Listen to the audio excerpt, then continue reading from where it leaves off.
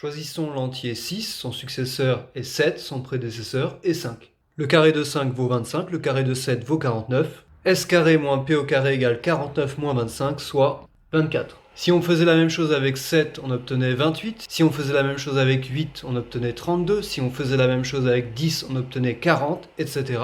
On peut donc conjecturer que le résultat final est égal à 4 fois le nombre choisi. Démontrons-le. Appelons n l'entier choisi. Son prédécesseur est donc n-1. Son successeur est donc n plus 1.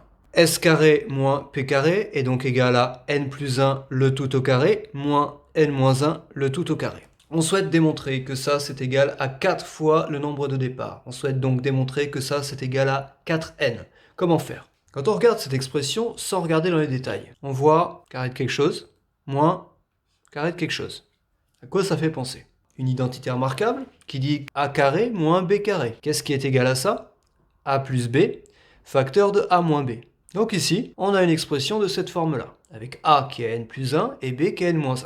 Essayons d'appliquer l'identité remarquable dans l'autre sens, donc dans le sens de la factorisation. Là j'ai une différence, je vais la transformer en produit. On ouvre de grandes parenthèses, a plus b, facteur de a moins b. Alors, a c'est n plus 1, donc j'écris n plus 1, entre parenthèses, plus b, donc n-1, ici a, n plus 1, b, n-1. On a bien a ici, b ici, donc on a bien a plus b facteur de a moins b qui est égal à a carré moins b carré. C'est la même chose. N plus 1, les parenthèses sont facultatives, ici aussi, qu'on ajoute n-1. Ici, facultatif, attention, ici on soustrait d'abord n moins n et on soustrait moins 1, donc plus 1. On réduit, ici n plus n, 2n, 1 moins 1, 0, n moins n, 0, 1 plus 1, 2. 2n fois 2. 2n fois 2, ça fait 4n.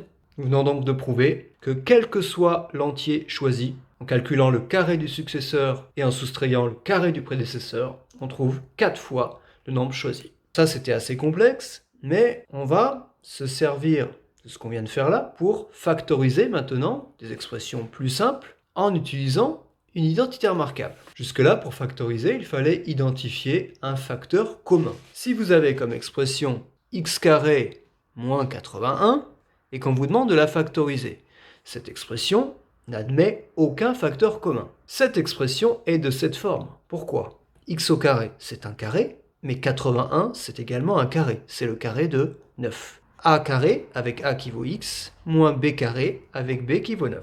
C'est donc égal à a plus b facteur de a moins b, x plus 9 facteur de x moins 9. Et l'expression est factorisée, puisqu'ici, il y a une multiplication.